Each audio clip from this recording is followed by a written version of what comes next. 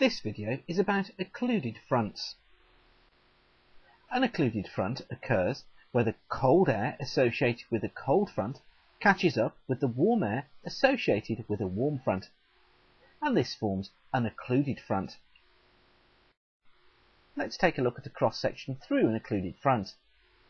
Ahead of the front is the cool air. This is more dense than the warm air that follows, so the warm air tends to rise above the cool air ahead of it. Moving in behind is even colder, more dense air.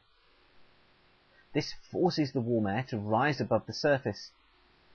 It condenses, clouds form, and rain begins to fall.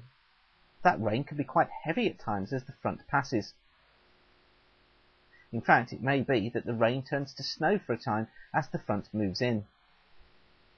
There are two types of occluded front: cold occlusions and warm occlusions, but in this video we're going to concentrate on cold occlusions. Now let's take a detailed look at the weather as the front moves through, and we'll start with the zone ahead of the occluded front. Ahead of the front is likely to be alto stratus cloud. This will gradually thicken, and rain could start to fall as the alto stratus cloud moves in. Next, the cloud will thicken.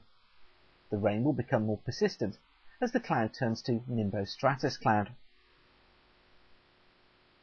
Ahead of the front and those clouds thickening, the rain will start to fall.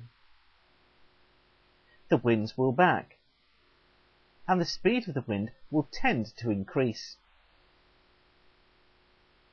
The rain may become heavy at times as the pressure falls. Visibility may become poor in the rain as well, while the temperature remains steady.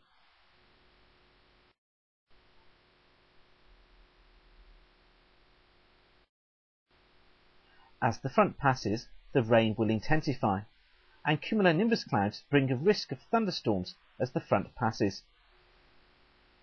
The temperature will drop, and the winds may become variable and rather gusty.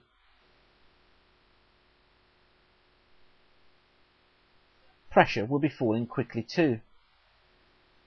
Now you may recognise these conditions as being similar to a cold front, and they are indeed quite similar.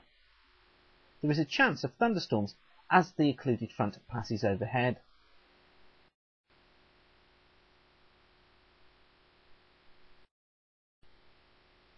After the front has passed, temperatures will fall. Winds will veer, sometimes quite markedly. The overall wind speed should decrease, although it may pick up again later. Pressure will rise, sometimes quite sharply. The sky should become brighter as the rain clears. However, the zone behind the front is not as clearly marked as it is behind most cold fronts, and so it may be that cloud and rain lingers for several hours behind the front itself.